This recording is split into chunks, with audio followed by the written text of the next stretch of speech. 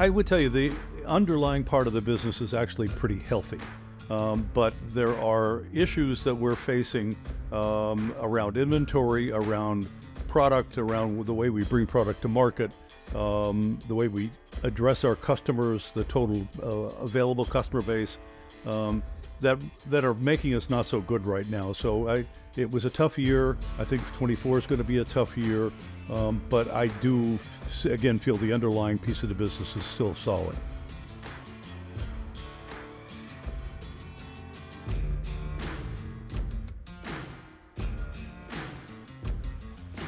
Welcome to the Backcountry Marketing Podcast. Today, I'm sitting down with Matt Powell. Matt, you've been in the industry for 51 years now, all across the retail world. But today, you currently work with Spurwink as an advisor. You study data and trends and help all of us make sense of where the industry is going, what's changing, what's evolving. And you've got some really fascinating insights to share with us today. So welcome to the show. Thanks very much for having me. I'm excited to do this. So if you could give us an opening statement, I'm going to limit you to 60 seconds. From your perspective, what is the state of our industry today? I would tell you the underlying part of the business is actually pretty healthy. But there are issues that we're facing around inventory, around product, around the way we bring product to market, the way we address our customers, the total available customer base, that are making us not so good right now. So it was a tough year. I think 24 is going to be a tough year, but I do, again, feel the underlying piece of the business is still solid. Well, I'm excited to dive into this. I think there's a lot of talk out there about the state of the industry. Some people are very pessimistic, some are incredibly optimistic. And I'm excited to, as I said, kind of to dig into this and evaluate what are the trends that you're noticing, what are the opportunities that exist that maybe we aren't considering. But before we go there, I'd love to back up a little bit. And 51 years of retail experience is, I can only imagine the amount of stories that you have. But I'd love if you could give us kind of the quick background on yourself, kind of what your expertise is and some of the work that you've done.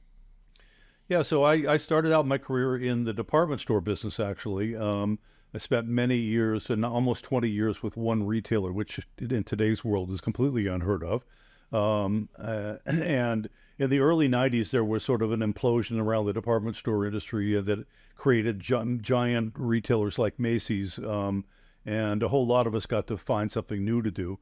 I then had crossed over to the sports world. I worked for Sport Mart in Chicago, which at the time was the largest big box sporting goods retailer in the country, later acquired by Sports Authority and now out of business. I left there, went to work for a sneaker superstore. We carried 1,500 styles of sneakers, and I don't recommend anybody do that either. That company was sold, and they wanted some of us to go to Alabama, and I didn't see myself in Alabama, so I stepped away. I worked for Modell's for a year. I tried consulting for a year and failed horribly at it. And then I got a call to take what was the second coolest job I had after this one. I was a .com in the early days of the .com business, called MVP.com, that was started by Michael Jordan, John Elway, and Wayne Gretzky. And I got to meet those guys and work with them. But like a lot of early .coms, that one burned down, and I tried my hand at consulting again, and I had met a couple of hedge fund managers when I was at Sport Mart who would call me periodically to get my opinion on what was happening in the sports industry.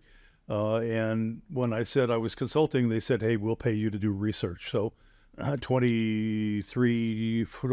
years later, I'm still doing research on the industry. So I was working for myself in the very beginning. I had an affiliation with Sports One Source, which publishes sporting goods business magazine. I left there 10 years ago, went to work for NPD, which is a large market research firm covering all of sports. And that company was sold and then merged with another company. I left a year ago and started my own thing. And I'm also have an affiliation with a group called BCE Consulting, which is where I'm doing most of my work. And it's been a lot of fun. We're doing strategy work, merchandising work, 5-year plan evaluations. We're doing some very specific market sizing kinds of work. So it's been a wide range, but really my goal was to do fun and interesting things to give back to the industry, because the industry's been so good to me, and to take some control over what are my final years, and that's plural years, in the industry. I'm not going anywhere yet. I'm having too much fun. So I told somebody the other day, as long as I can remember people's names and phone numbers, I'll be fine. So when you talk about research, can you share a little more in terms of where you're finding information? What sort of information are you polling, and how are you using that to help folks? Just to provide a little context to what that means for you and your world. Well, when I was at NPD, and prior, I actually had POS sales data that would help inform my decision making. I no longer have access to that. There are public statements that are out there from brands and retailers. Circana, who replaced NPD, is now putting out some information so that it's in the public domain, so I have access to that. There are other sources out that provide, again, public statements on their data. And then I'm talking to a lot of brands and retailers all the time. And so anecdotally, I can piece together what's happening in the industry. And, I've been to this rodeo more than once, so I see things coming around again that happened before.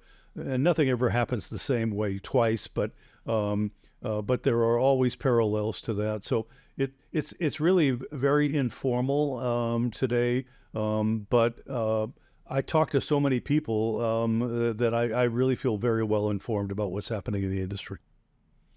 So it's not a surprise, but I think everyone understands kind of the basics of the COVID boom and then bust and kind of the downward spiral that we've been in. And that's a really common, that's a common tale that everyone references. I'm curious though, if you can kind of shed a little more light, maybe a little more nuance into what happened to put us where we are today. But beyond maybe just the surface level explanation as to what 2024 looks like and how we got here. Sure. Well, I think there's some really good things that happened to the industry during COVID. People felt safer outside. I think people wanted to get out of their houses. I think they were feeling claustrophobic, wanted to get out and recreate. And so there was a huge surge in outdoor activity that happened, and that's continued. Perhaps we're not surging, but they've remained at very high levels. I live on the Spurwink River, hence the name of my company, and there's a tremendous amount of recreation that happens on this river. Stand-up paddle, kayak of all sorts, swimming, some small watercraft. So you could see it just looking out my window that the world had changed. And on the trails and lanes around where I live, lots of people out walking, hiking. Again, trying to get outside where they felt safer and to recreate. Big positive there. That caused a surge in business. The stimulus money that went out caused a big surge in business, and it was initially a very good thing, but it's become a problem in that if you bought a big ticket item during the pandemic, a kayak, a stand-up paddleboard, a bicycle, fire pit, you don't need another one. Unless you broke it or you didn't like it and wanted to get something different. So there was a huge surge during the pandemic, and we've come down from that now, but we're not back to 2019 levels. And so there's more good news for the industry that longer view, we can say, hey, you know what, we're still in a pretty good place, although we are giving some of those gains back. On the negative side, a couple of things. I think the shortages that happened during the pandemic didn't give the consumer a full breadth of products to buy. And if they were in a fever to buy something, perhaps they bought something that was above their skill level or above their needs. And when they tried to use it, they found that they couldn't use it because they didn't know how to use it. They weren't an experienced user. I think some retailers oversold people product just to make the sale. And again, I think there's that hurt the industry. I think people who were oversold um, lost interest very quickly. Said, "Oh, this isn't for me. I can't do this," and so they abandoned it altogether. I have no data on this, but my sense is the secondary market is flooded with products that people tried during the pandemic and then decided they didn't want to use. And by the way, if you live in an apartment, what do you do with a stand-up paddleboard? What do you do with a kayak? I mean, you can't leave it on top of your car all year long. Well, maybe you can, but there's no place to store it. So now what do I do with it? So a whole lot of things happen. I'm curious though, if you have any data or anything that expresses kind of the state of our industry. Because I think people would say, well, it seems like there's kind of conflicting messages. Some people would say things are in a downward spiral.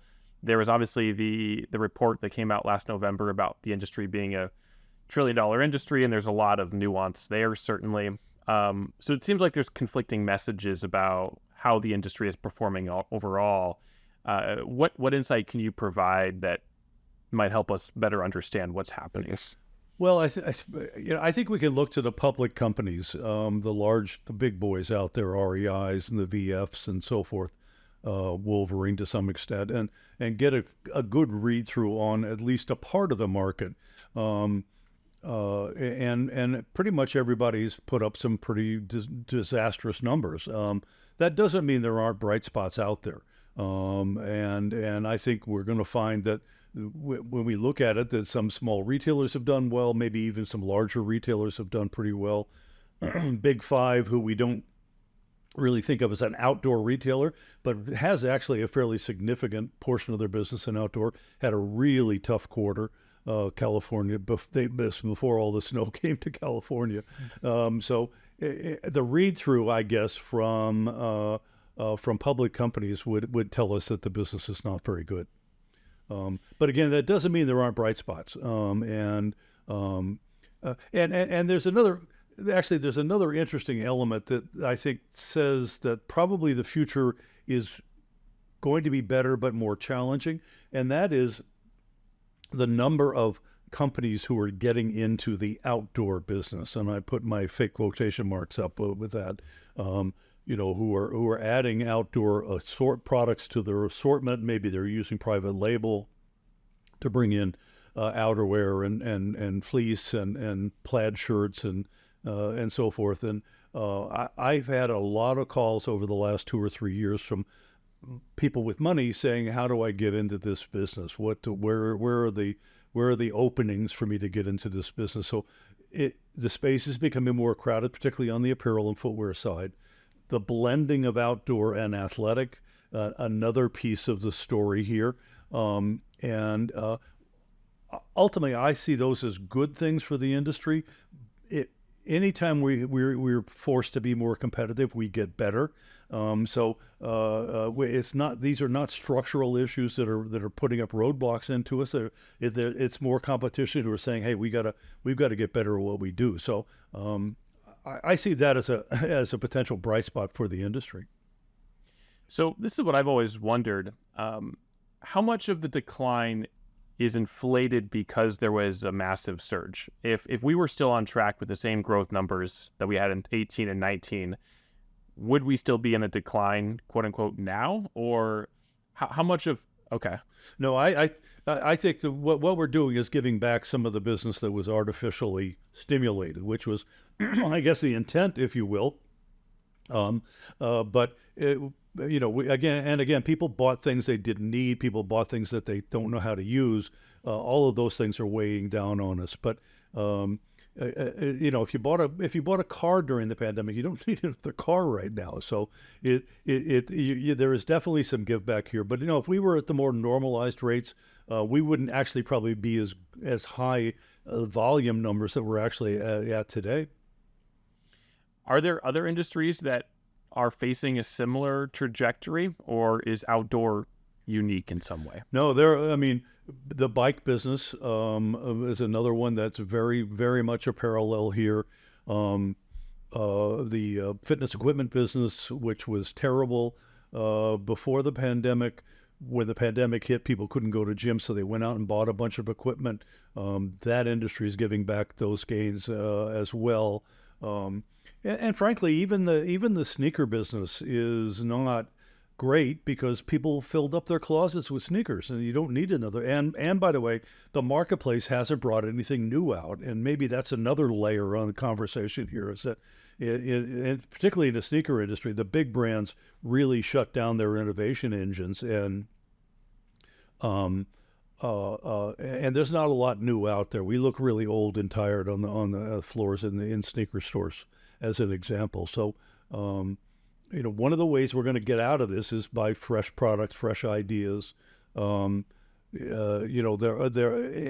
I think embracing the family as a really viable channel here, something that the outdoor industry has kind of shunned. We saw a lot of people trying to take their home into their backyard during the pandemic again to extend their homes, and sales of things like pop-up shelters and grills and outdoor furniture and fire pits all went off the charts during the pandemic. Now, again, if you bought a fire pit or pop-up shelter, you probably don't need another one right now, but people are outside more. And so I think that there's an opportunity to extend that as well. But I think the industry has really focused far too much on themselves as the end consumer, and not really look to the much bigger marketplace, which is the family side of outdoors. Yeah, tell me more about that. The industry is kind of notorious for trying to remain core. I think there's often been this struggle of what is outdoor, what do we allow, what do we accept? And there's a lot of I have a lot of questions about why do we put these parameters on ourselves? Is it an ego thing? Is it are we just being gatekeepers for the sake of trying to keep our mountains and our places pristine? But as you mentioned on our previous call, there's so much opportunity outside of the core, and there's this struggle, internal and external, I think, to really allow ourselves to embrace, what is considered non-core, if you will. Can you share more about your thoughts here? Yeah, well, look, the industry has always been a club, a clique, however you want to, mean girls, however you want to describe that. But, the Outdoor Retailer Show was always people who were standing in the aisles talking about what their latest exploits were. And that's fine. If that's what you want to be as an industry, that's fine. But you have to understand that it's finite. And it means that there are going to be limits to how much you can grow. And there are so many public companies in our space today who have to grow to satisfy the stock market and their shareholders, that they have to have growth. And so to some extent, being small and I'll use the word elitist or exclusive, it argues against growth. So if you're happy being a small company, a big fish in a small pond, good for you. But you're never going to be Nike. And everybody has these ideas that they could be, a $50 billion brand. And if you're going to be $50 billion, you got to do a lot of more broad-based kinds of products. And again, there are people who are recreating today who weren't doing it before, but they're not doing a 3-week pack-in. They're going out for an hour or 2 hours, or driving to a state park and having a picnic, and that's part of the outdoor world as well. And I don't think that threatens the core in any way. And a lot of the products the core uses will never be used by this consumer. But I think everybody's after the same ultimate goal, which is to get outside and have fun and be healthy. Yeah, what's the risk then? Why is the industry hesitant? Well, part of it is that the industry's an echo chamber, okay? And so they're talking to themselves about topics that they concern themselves with, and they don't really understand the broader market. I remember I did an address to the OR show, I don't know, 10, maybe 12 years ago. A study, the National Sporting Goods Association did a study on Hispanics and the outdoor business, and noted that Hispanics do things as families. They like fishing as a recreation. I don't remember all the points of it, but the big point of the white paper was there's a huge business opportunity the industry is overlooking. And so the industry talks about being more inclusive, but it tends to be more inclusive doing the core stuff as opposed to being inclusive doing the more family-oriented stuff. So it's not sexy, it's not dangerous, it's not it's not elitist, but that's where the business is. If for in that example, like how big is the opportunity that the Hispanic population represents? Do you know? I don't recall. I think we'd have to dig up that white paper again. But there was a significant economic opportunity around that business. So, I think that's really the question. I think the industry needs to confront is are we willing to not be so core? Are we willing to have a bigger tent to let people come in and be part of this industry? How do we do that? How do we encourage people to get outside and support all the things that this industry supports? I mean, that's a conversation that we've had many times on this show. Folks are asking themselves, how do we reflect our core? How do we honor them? And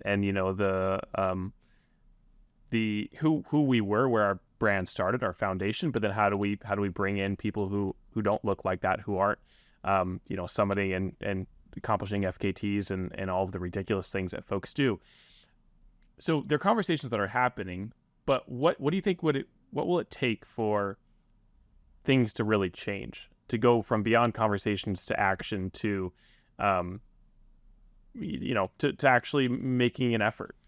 Well, I think if a retailer is successful and is able to execute against this, and I think that sends a message to the rest of the industry. I think if you look at a retailer like LL Bean as an example, where my neighbor up the road here, 45 minutes away, it's a very big tent there, and while they do sell products for more extreme activities, they sell an awful lot of products that are just for general use, and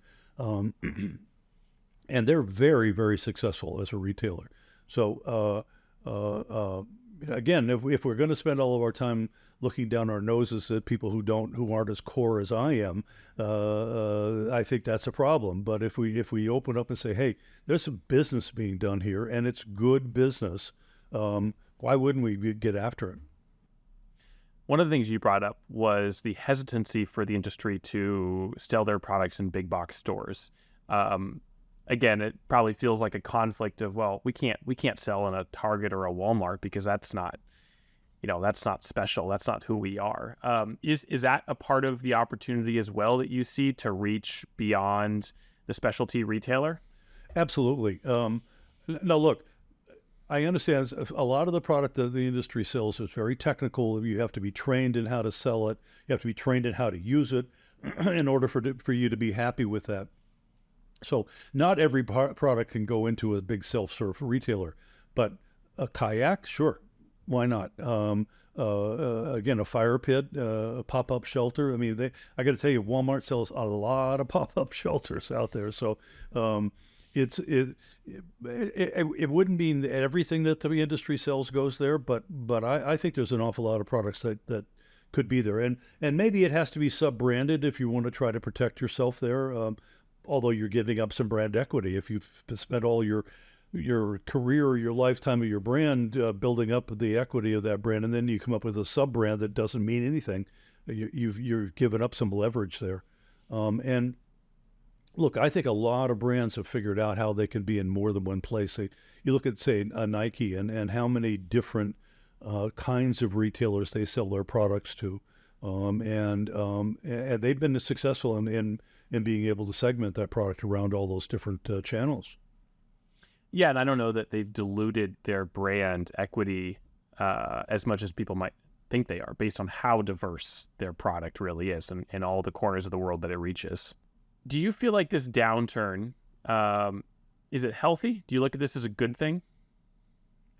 Yeah, I do. Again, I think if you take the longer view, we really aren't in a downturn. We had an up and down, but we're still way above where we started. Um, and I think again, a side effect of it, there are more people out recreating. The park visits are up, and the people spending time outside is going up. So, um, and it's probably weeded out some weak players. And you never like to see anybody lose their business or lose their job. But I think weeding out is always a good thing for the overall business. So in many ways, I think this has been healthy.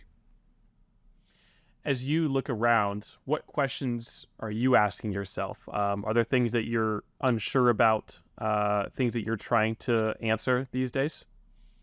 Well, I think yes, I'm always trying to understand what's happening, and you know, I challenge myself every day on the assumptions that I've made and the conclusions I've come to. I think you have to do that as an analyst. If you went out and said I got all the answers and I don't need to learn anymore, you're out of business. So I'm constantly questioning myself. I don't know that I have a a big thing that's troubling me, but I think I try to keep a very open mind about where I am, and what I'm seeing. But I look, we need freshness here. We need new ideas. We need new approaches, um, uh, and in some cases we've taken things as far as we can take them. We can't make shoes much lighter than they are today. We're not going to have any big breakthroughs there. We can't make a puffer jacket any lighter than it is. I mean, incrementally lighter, yes, but breakthrough lighter, no. But where's the pickleball of outdoors as an example? Okay, what's the next big thing that people are going to gravitate to? We have some interesting things like Stanley quenchers that are having a moment right now. Um, uh, but I'm looking for more revolutionary kinds of things. Think about stand-up paddling and where it was, say, 15 years ago, and where it is today, and how that how that became a thing. Going back even further with snowboarding when it first started up, and how that just flipped the industry upside down. And mountains were saying no snowboarders, only skiers, and all that silliness. But we need another big idea, I think, more than anything right now to really reverse this soft spot that we're in. I know the core will always continue to cycle through new gear because people like the newest and latest thing. But has the industry become saturated? Like, is there, as I think you mentioned at one point, like, I mean, our industry makes good product. It lasts a long time. It does its job. Have we just become saturated, and that's part of this equation also? I think perhaps on the core side that we may be getting to the point of saturation. But on the family side, no way. There's so much more room there, so much more opportunity to I think to introduce consumers to being outside and other less strenuous outside activities, but nonetheless other activities. And this, I mean, one of the cool things about the outdoor industry is it's a bunch of gearheads, right? So and even I think the family side, whether the Yeti cooler run up that was so dramatic. I think a lot of people who were not outdoorsmen bought Yeti coolers, and so can we do another version of that? Absolutely. So I think there's still a lot of run room here. Do you feel like our industry is short-sighted? Do we have a habit of not looking far enough into the future? Yeah, well, I think that is really impacting the entire sports industry. I think, first of all, the lead times are far too long, and so that you tend to get locked down in the process, and maybe not looking ahead to the next thing. There are a lot of smaller, more entrepreneurial firms that are undercapitalized, and therefore they have to be very careful about how they're allocating their resources, which holds us back. The bigger brands have all been really soft goods for the most part, and Again, I don't know how much more innovation there really can come in on the soft goods side. We can certainly ride fashion trends, but I don't know how we make a puffer lighter or a sneaker lighter or a boot lighter.